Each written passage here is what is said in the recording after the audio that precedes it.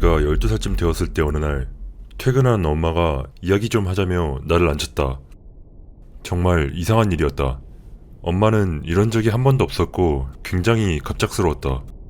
자기 어렸을 적의 이야기라며 좀 이상하게 들릴지 몰라도 누군가에겐 털어놓아야겠다고 말한다. 할아버지는 알고 있었지만 이제 돌아가셨기에 다른 누군가가 알아야만 한다면서. 아무튼 이야기는 우리 엄마랑 할아버지가 어떤 집으로 이사를 가면서 시작된다. 그들은 항상 몇 년마다 이사를 다녔고 한 곳에 오래 머물지 않았다. 이번 집은 전에 있던 집보다 연식이 있었고 동네의 오래된 부분에 위치해 있었지만 꽤 괜찮은 집이었다. 엄마는 누군가가 자신을 지켜보고 있다는 느낌을 받지만 할아버지에게 말하지 않는다. 거기에 악몽도 많이 꿔서 할아버지랑 같이 자야 했던 날도 많았지만 엄마는 용감해지려고 노력했던 것이다. 할아버지 역시 잠을 설치기엔 마찬가지였다. 엄마는 할아버지가 항상 직장 때문에 바빠 집에서 혼자 지내는 시간이 많았기 때문에 낮엔 집과 주변을 탐험하고 밤엔 할아버지 방에 틀어박혀 자정 넘어서 집에 돌아오는 할아버지를 기다린다. 낮에 탐험하는 동안 엄마는 예전에 책에서 본 이유로 계속 꿈꿔왔었던 비밀 통로를 찾는데 집착하게 된다.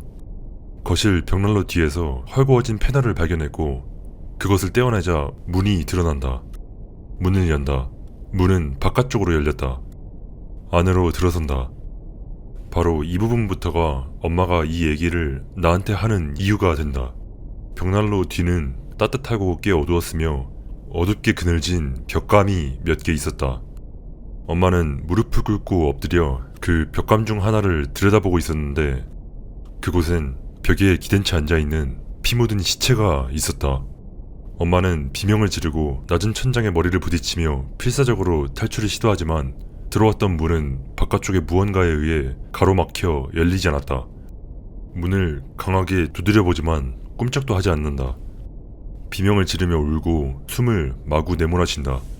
평생 눈물을 보이지 않던 엄마가 눈물이 고인 채 이 이야기를 했고 나는 동요한다. 엄마는 돌아서서 어둠 속에 시체의 윤곽을 본다. 시체는 여전히 벽에 기대어 앉아있다. 여기서 탈출할 수가 없었다. 꼼짝없이 여기 갇혀 죽을 거라 생각한 엄마는 팔꿈치를 문에 부딪히기 시작해 심지어 머리까지 부딪히기 시작한다. 엄마는 완전히 미쳐가고 있었다. 해가 저물고 모든 빛이 사라지는 걸 보며 엄마는 이곳에 몇 시간 동안이나 갇혀 있는다. 이 어둠 속 어딘가에 시체가 있다. 엄마는 밖에서 뒷문이 열리는 소리와 할아버지가 들어오는 소리를 듣는다. 엄마는 비명을 지르며 문을 두드렸고 할아버지가 벽난로로 달려간다. 무거운 무언가가 끌리는 소리가 난다. 엄마가 문을 밀쳐 열었고 할아버지가 엄마를 끌어낸다. 그는 엄청나게 놀란 상태였다. 엄마는 숨겨진 방을 가리키며 할아버지에게 그곳에 있는 시체와 어떻게 갇히게 됐는지를 설명하면서 운다. 너머로 엄마는 금고를 본다. 도대체 누가 어떻게 한지는 모르겠지만 엄마가 안에 들어가 있는 동안 소리도 내지 않고 문 앞에 있던 할아버지의 금고를 여기까지 끌고 와 문을 막은 것이다. 할아버지는 엄마를 꼭 껴안아준 다음 손전등을 움켜쥐고 통로로 기어들어간다. 손전등으로 주변을 비추며 전체를 탐색한다. 그곳엔 시체 같은 건 없었다고 엄마한테 설명한다. 어떻게 된 일인지 시체는 사라졌던 것이다. 엄마는 분명히 그곳에 있었다고 말했고 할아버지는 엄마를 믿는다며 자신도 이상한 것을 본 적이 있다고 말한다. 할아버지는 곧 집을 팔고 일주일 안에 이사할 것이라고 약속한다. 그는 문을 닫고 패널을 다시 놓은 후 문에 못을 박은 다음 그 앞으로 금고를 옮겨놓는다. 그날 밤 두 사람은 밤을 샌다. 할아버지는 엄마를 픽업해 직장에 데려갈 계획을 세우지만 개같은 매니저들 중 한 놈이 자기가 감독하는 일주일 중 3일간은 데려오지 못하게 한다.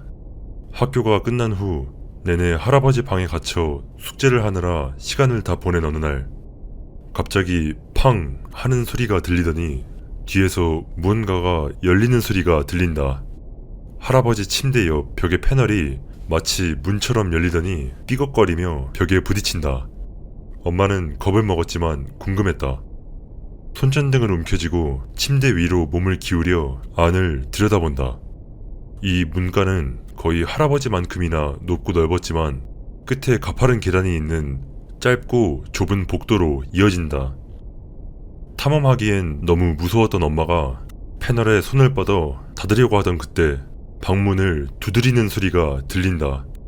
문이 떨어져 나갈 듯 흔들리기 시작한다. 엄마는 그 공간 안으로 뛰어 들어간 다음 등 뒤로 그 비밀문을 닫는다. 어둠 속에 갇힌 채 손전등 불빛만이 비춘다.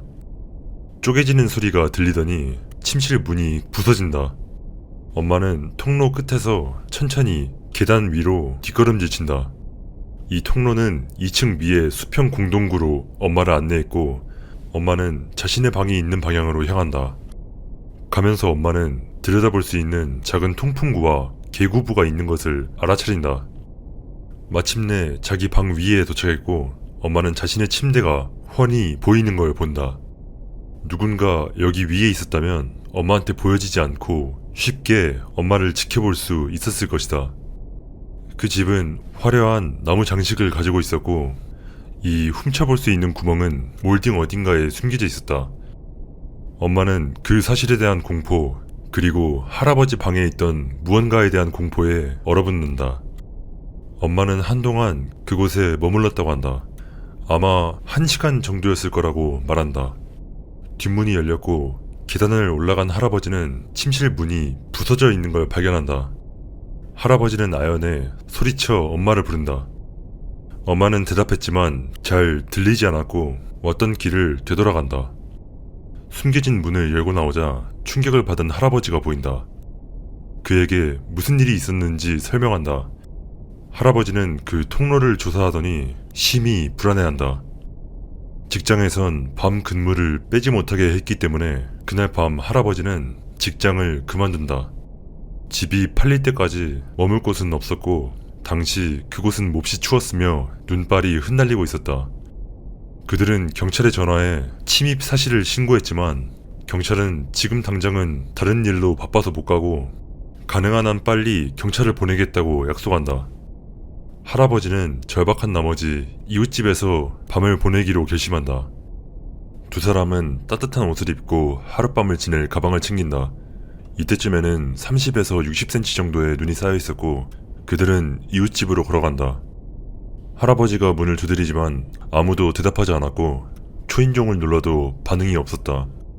다음 집으로 향한다. 아무도 대답하지 않았고 그 다음 집도 마찬가지였다.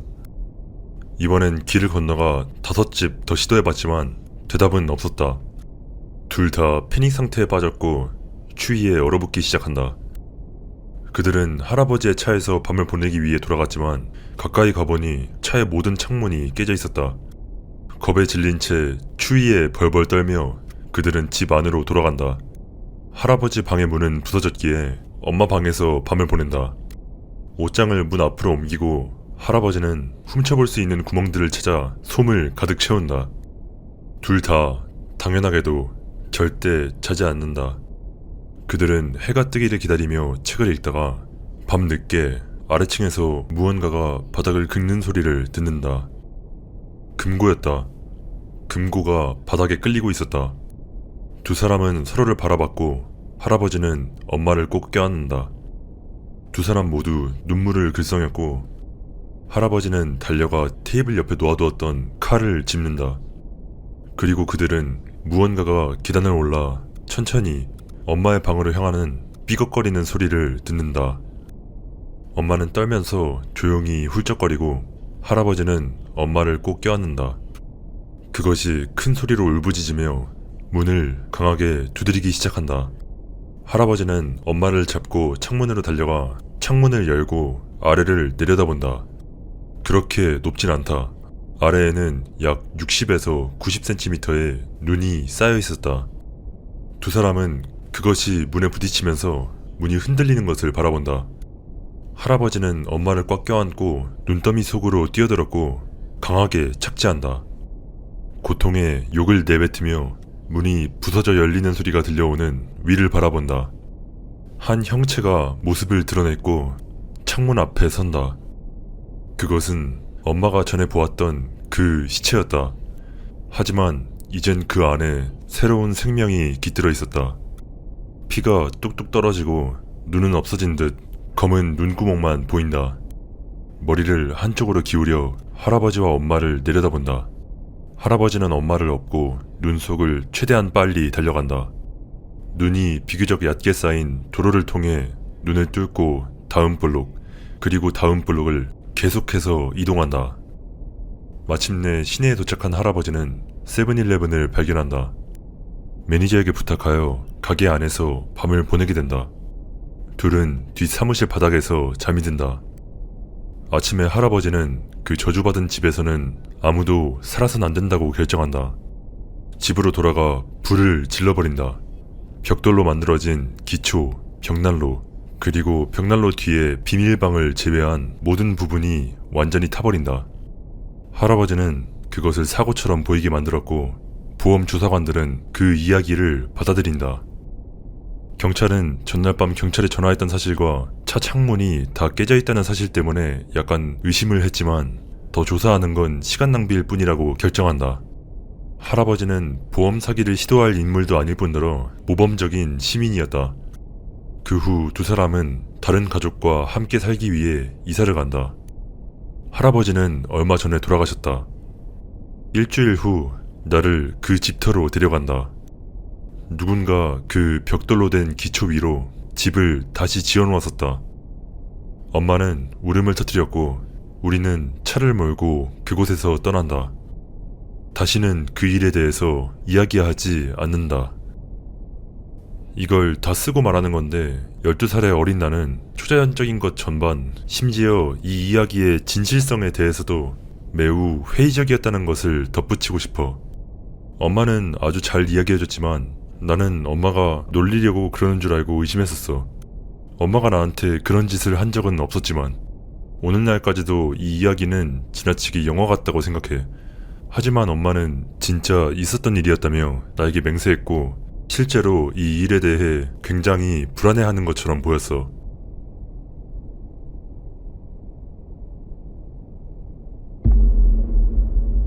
소방관으로 취직하기 위해 켄터키주로 이사한 나. 경매에서 집이 딸린 26제곱킬로미터의 언덕진 숲을 매입한다. 옛 주인은 평생 그곳에서 살다가 그 땅에서 죽었고 가족은 빠른 돈벌이를 위해 그 땅을 내놓았다. 더 많은 나무를 심기 시작한다. 숲은 울창했지만 집 주변은 좀 비어있었다. 부지에 노숙인 불황자가 들어오곤 했기에 트레일캠을 설치한다. 그게 무언가를 화나게 만들었는지 묶어놓은 트레일캠들을 뒤에서 끊어 떨어뜨린다. 나무 높이 설치해놓은 것들을 포함해서. 나무 옹이구멍에서 트레일캠들을 무더기로 발견한다. 노숙자를 찾아 그가 부지 밖으로 나가도록 설득시키기 위해 샷건을 쥐어들고 캠핑용품을 챙겨 떠난다. 아무도 찾을 수가 없다. 개울가 진흙 속에 발가락이 4개 달린 작은 발자국만 있는데 라쿤이라고 생각했지만 자국의 간격을 보면 2발로 서 있었던 것 같다. 캠프를 세워 틀어박힌다. 맛있는 토끼 스튜를 끓여 먹고 너무 피곤했기에 냄비를 청소할 새도 없이 텐트 안으로 들어가서 잠자리에 든다. 새벽 3시쯤에 깨어난다. 나무 사이로 달빛이 비친다. 텐트 밖에서 이상한 으르릉거리는 소리가 들린다. 몸집이 작은 무언가가 내는 소리 같았다. 텐트 창문을 걷어올린다. 스튜 냄비가 흔들리고 있다. 처음에는 눈치채지 못했지만 1갤런짜리 우유병만한 이끼 낀 바위가 있었고 그 외에는 주변에 아무것도 보이지 않았다. 개의치 않고 다시 자러 간다. 잠에서 깨 아침을 만들기 위해 스튜 냄비로 간다. 스튜 냄비가 깨끗이 핥아져 있었고 이끼 낀 돌은 사라지고 없었다. 한밤중에 라쿤이 와서 바닥까지 핥아먹은 거라 생각한다. 밤에 봤던 그 돌은 아마 퉁퉁한 라쿤이었겠지. 짐을 챙기고 더 수색한다. 아무도 찾을 수 없었지만 맹세하건대 내 주변에 이끼가 살아 움직이는 것 같았다. 내가 돌들에게서 눈을 뗄 때마다 돌들이 움직이는 듯 보였다. 공포감은 없다. 단지 당혹스러울 뿐. 어딘가를 뒤지던 중 내가 꽤 오랫동안 가지고 있던 칼을 잃어버렸다. 싸구려긴 했지만 나에게 있어선 감정적으로 가치가 있는 칼이었다. 아무도 찾지 못하고 칼도 잃어버려 피곤하고 낙담한 상태로 집에 돌아간다. 즉시 잠자리에 든다. 문을 노크하는 소리에 깨어난다. 정신없는 상태로 일어나 문을 연다. 내 총을 놓아둔 곳을 곁눈질한다. 혹시 모르니까. 창문으로 내다본다. 아무도 없다. 산탄총을 든 채 문을 열고 머리만 내민다. 혹시 누군가 새로 이사왔다고 인사하러 온 걸지도 모르니까. 아무도 없다. 숲소리만 들려오고 이따금씩 나비만 오간다. 문을 나서자 내 발에 무언가가 채인다. 아래를 내려다본다. 내 칼이 꽃과 풀로 이루어진 작은 침대 위에 놓여 있었다. 주변을 둘러본다. 매우 혼란스러웠지만 누군가 내 칼을 찾아줬다는 사실에 기뻤고, 동시에 누군가 내 부지에 와서 나를 지켜보고 있었다는 사실에 화가 난다. 최대한 큰 소리로 간단한 감사 인사를 하고 이기에 들리면 나와서 나 좀 보자고 이야기한다. 딱 숲의 경계 쪽에 우유병 크기의 바위 3개가 일렬로 늘어서 있는 것을 알아챈다. 칼을 집어들고 안으로 들어간다. 밖을 흘낏 쳐다본다. 돌들은 사라지고 없었다. 그날 마을로 나갔을 때 보더콜리 한 마리를 사온다. 현관에서 칼을 발견한 지 약 한 달이 지난 후 더 많은 나무를 심고 땅을 일구어 작은 정원을 만든다. 강아지 이름은 휴고가 냄새를 맡는 등 강아지가 하는 짓을 하며 돌아다닌다. 경작을 하던 중 숲 가장자리에 돌 2개가 있는 것을 본다. 개의치 않는다. 그들은 나를 건드리지 않고 나도 그들을 건드리지 않는다. 이제 좀 익숙해졌고 솔직하게 말해서 없으면 허전할 지경이었다. 두렵지 않았다. 휴고도 그들을 별로 신경 쓰지 않는 듯 보였다. 정원에 정말 빠져들기 시작해 시간 가는 줄 몰랐고 집에 들어가서 휴식하려고 고개를 들어 휴고를 찾는다. 휴고가 없어졌다. 그 조그만 녀석을 정말 사랑했던 나는 어쩔 줄을 몰라 한다. 미친듯이 주변을 둘러보다가 숲 가장자리에서 녀석이 돌들 중 하나에 냄새를 맡고 있는 걸 본다. 그 돌은 녀석의 코가 가까워질 때마다 약간씩 움찔거린다. 행여나 돌이 넘어져 녀석을 덮칠까봐 일어나 휴고에게 달려간다. 바로 그때 나는 돌 위에 이끼가 움직이더니 작고 가느다란 팔이 돋아나는 것을 본다. 잠시 걸음을 멈추고 내가 헛것을 본 게 아닌가 하고 눈을 비빈다. 오늘은 덥고 습했고 나는 물을 충분히 마시지 않았었다. 팔은 휴고를 향해 천천히 그리고 조심스럽게 계속 뻗어나가며 휴고의 코가 팔에 닿을 때마다 약간씩 뒤로 주춤한다. 다시 다가가기 시작한다. 그 돌 같은 거를 놀래키지 않기 위해 이번에는 약간 조심스럽게 휴고에게 점점 더 가까이 간다. 약 50야드쯤 남았을 때 그것이 휴고의 머리를 쓰다듬고 있는 것을 본다. 휴고는 꼬리를 흔들며 대체로 그것을 즐기는 듯 보였다. 약 10야드쯤 남았을 때 나는 나뭇가지를 밟아 큰 소리를 내고 만다. 그 생명체의 팔이 몸으로 다시 튀어들어가고 미친듯이 굴러 멀어지기 시작한다. 휴고는 그것을 쫓고 나는 휴고를 쫓는다. 나는 휴고를 놓쳐버렸고 해가 질 때까지 녀석을 찾아다닌다. 강아지를 찾기 위해 손전등과 캠핑 장비를 챙기려 집으로 돌아간다. 집에 거의 다 와갈 즈음 현관에 희고 검은 덩어리가 있는 것을 본다. 나는 달리기 시작했고 가까이 가서야 그것이 휴고라는 것을 알았다. 녀석은 현관에 누워 있었다. 움직이지 않았다. 가까이 가자 녀석의 머리와 목 주위에 붉은색과 분홍색이 보이기 시작했기에 나는 감정이 더 격해지기 시작한다. 우리 강아지가 다쳤거나 죽었다고 생각하며 달려가기 시작한다.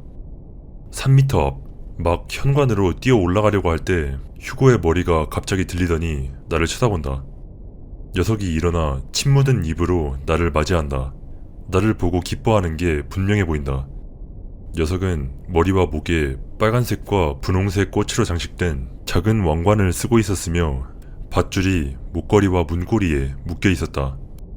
녀석을 꼭 껴안았고 이 강아지를 내가 얼마나 사랑하는지 눈물이 약간 차오른다.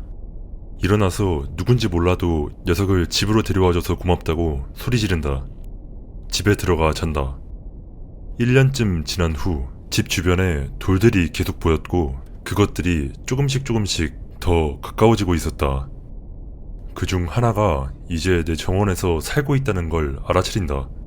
다른 것들과 약간 다르게 녹색빛을 띠는 회색이며 매우 둥글었다. 거의 구 모양이었다. 가끔씩 창밖을 내다보면 그것이 움직이는 것을 언뜻 본다. 매우 느리고 질서있게 움직인다. 정원은 내가 이사한 이래로 그 어느 때보다 아름다웠다. 자주 정원을 보러 나갔고 그때마다 항상 반대편에서 그 돌을 본다. 어느 날 가까이 가서 내가 아무런 해를 끼치지 않을 것이란 걸 보여주려고 마음먹는다. 실패한다. 그것은 나를 볼 때마다 자신의 팔과 다리를 집어넣을 뿐이었다. 돌로 조각한 통통한 나뭇늘보처럼 보였지만 내가 보기로는 입이나 코가 없고 단지 두 개의 작고 동그란 눈만 있을 뿐이었다. 그것을 내버려 두기로 결정한다. 정원을 가꾸는데 도움을 주는 듯 보였고 나는 그것을 감사히 여긴다. 때때로 내 야채 중 일부가 없어지거나 반쯤 먹힌 채 돌 옆에 놓여있는 경우가 있다는 것을 알아챈다. 가져가게 둔다. 숲 가장자리 근처에 야채도 좀 남겨둔다. 어느 날 돌이 사라진 것을 알아챈다. 야채가 사라지는 일도 없어졌고 정원은 좀 더 낡아 보인다. 숲 가장자리에 돌들도 사라진다. 그것들이 사라진 것에 진심으로 슬퍼한다. 약 2주 후 돌들을 찾으러 숲으로 들어간다. 내 부지 한가운데로 가보니 거대한 나무가 쓰러져 있었다. 참나무의 일종이었다. 길이는 30m 정도 됐을 것이다. 가까이 가보니 나무 위와 주변에 수십 개의 돌들이 놓여있다는 걸 알아차린다. 전부 나무에 기대어 마치 입맞춤을 하거나 머리를 맞대고 있는 것처럼 보였다. 갑자기 슬픈 감정이 밀려드는 걸 느낀다. 마치 내 가족 중 한 명을 잃은 것 같았다. 나무로 다가가 손을 얹고 돌들에게 위로의 말을 속삭인다. 나무에서 거의 3시간을 보낸 후 집으로 돌아간다. 왠지 모르게 오랜 친구를 잃은 것 같은 기분이 든다. 집 앞 마당에 어린 흰 참나무가 있다는 걸 기억해낸다. 다음날 휴고와 함께 그것을 파내 숲속으로 향한다. 참나무가 쓰러진 곳 옆에 심는다. 오래된 나무가 남긴 거대한 구멍을 대체할 수 있게. 휴고가 돌 주변을 걷는다. 몇몇이 그를 쓰다듬는 모습을 얼핏 본다. 며칠 후 돌들이 다시 숲 가장자리로 돌아온 것을 본다. 정원 돌도 돌아왔고 모든 것이 다시 무성하고 활기차 보이기 시작한다. 이제 약간 무서운 이야기 하나만 더 남았어. 그렇게 무섭진 않은 것 같기도 하고. 하지만 미친 노숙자가 엮여있어. 어느 날 주변에 노숙자가 없는지 둘러보고 우리 친구들에게 인사도 하며 그냥 야외 활동을 즐기기 위해 휴고와 함께 숲으로 나간다. 걸으면 걸을수록 노숙자의 흔적을 점점 더 많이 발견한다. 곳곳에 널린 쓰레기, 부러진 나뭇가지와 식물들 등. 마침내 그 노숙자의 캠핑장으로 보이는 곳에 도착하여 간이 텐트를 찾아 철거한 다음 깔끔하게 접어놓는다. 그래야 내 부지에서 한시라도 빨리 나갈 테니. 어두워지기 시작한다. 내가 그와 엇갈렸거나 그가 부지 어딘가에서 죽어있는 게 아닐까 조금 걱정이 되기 시작한다. 숲속 깊은 곳으로 누군가 움직이는 것을 본다. 그 사람에게 소리치며 멈춰서서 말 좀 하자고 이야기한다. 그 남자는 곡괭이를 가지고 있었기에 폭력적으로 변할 경우를 대비해 산탄총을 준비해둔다. 그가 그것으로 무언가를 부수는 걸 본다. 방금 살인사건을 우연히 목격했다고 생각해 깜짝 놀란다. 바로 그때 나는 돌이 깨지는 분명한 소리를 듣는다. 나는 허공으로 총을 쏘았고 그기에 빠르게 그의 주의를 끈다. 그가 곡괭이를 떨어뜨리고 손을 들어 알 수 없는 말을 중얼거린다. 아드레날린이 돈다. 몸은 떨리고 휴고는 끈에 묶여 날뛴다. 나는 그에게 돌을 부수었냐고 소리쳤고 그는 놈들이 자신을 따라다니며 물건을 던져댔다고 말하기 시작한다. 거의 그 자리에서 그를 쏴버릴 뻔했지만 대신 총을 겨누고 그를 내 부지의 경계로 몰고 가 나가서 다시는 돌아오지 말라고 한다. 며칠 후 내 부지 근처에서 시체를 발견했다며 보안관 사무실에서 전화가 온다. 피해자는 노숙자, 죽을 때까지 구타당한 후 나무에 쑤셔 박혔다고 한다. 나랑 이야기하기 위해 부보안관이 찾아갈 거라 말한다. 약 1시간 후 부보안관이 나타나서 노숙자와 어떤 종류의 접촉이라도 있었는지 묻는다. 없었다고 대답했고 그는 떠나기 시작한다. 그가 우리 집 현관에서 돌아서더니 내 집 돌담이 좀 낮긴 하지만 잘 만들었다고 언급한다. 주변을 둘러본다. 집을 둘러싼 숲의 가장자리 전체가 돌로 둘러싸여 있었다. 나는 고맙다고 말하며 경찰차에 오르는 그를 배웅한다. 그가 떠나고 뒤를 돌아 내 집을 본다. 2개의 돌을 제외한 모든 돌이 사라지고 없었다. 약간 선물 같은 짜잘한 걸 많이 받아. 꽃을 남기기도 하고 가끔은 곰보버섯, 내가 잃어버린 물건 같은 걸 남기기도 해. 그들에게 야채의 3분의 1 정도를 좋았는데 좋아하는 것 같더라. 숲 경계보다 마당에 나타나는 일이 잦아졌고 내가 거기에 있는 걸 알아차리지 못할 때만 움직이는 것 같아. 그것들은 움직임이 매우 느리고 빨리 움직이는 걸 본 건 구릴 때뿐이었어. 지금은 주변에 동물이 훨씬 많아졌고 숲과 마당 그리고 정원은 그들이 주변에 있을 때 훨씬 더 무성하고 푸르러지더라. 폭풍우가 칠 때는 사라지는 듯 보여. 아마 나무 구멍으로 들어가거나 어디 다른 곳에서 숨어 가만히 기다리나봐. 정원 바위는 비가 올 때 내가 만든 덩굴 덮인 격자 아래로 들어가는 걸 좋아해. 말을 하는 걸 들어본 적도 없고 얼굴도 몇 번밖에 못 봤어. 그냥 길쭉한 바위에 검은 구슬 같은 눈이 있는데 마치 광택이 나는 검은 유리같이 생겼어. 매우 가느다란 팔과 다리, 뼈가 있는 것 같진 않고 마치 덩굴처럼 생겼어. 몸 위로 집어넣으면 알아채기 힘들어. 발가락이 4개, 엄지손가락 포함한 손가락이 3개.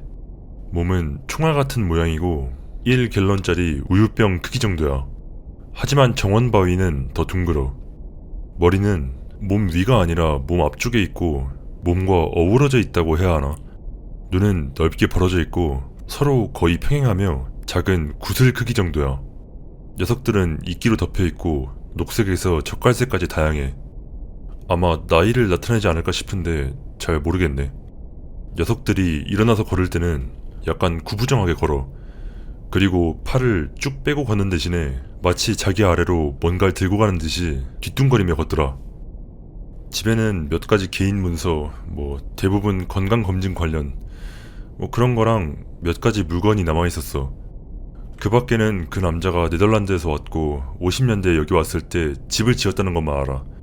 그의 가족 중 누구도 이 땅을 원하지 않았고 그냥 이걸 빨리 돈으로 바꾸고 싶어 하는 듯 했어. 그의 딸에 따르면 그가 아내와 함께 대부분의 시간을 보낸 곳이 바로 이 숲이었기 때문에 그의 죄를 이 숲에 뿌리게 해줬어. 아내의 죄 역시 이 숲에 뿌려져 있다고 하더라. 인자한 노인이었던 것 같아. 그는 목공예를 좋아했고 지하실과 작업장 여기저기서 그의 물건을 발견했어. 그가 만든 목각 인형을 현관에 뒀었는데 다음날 없어졌더라.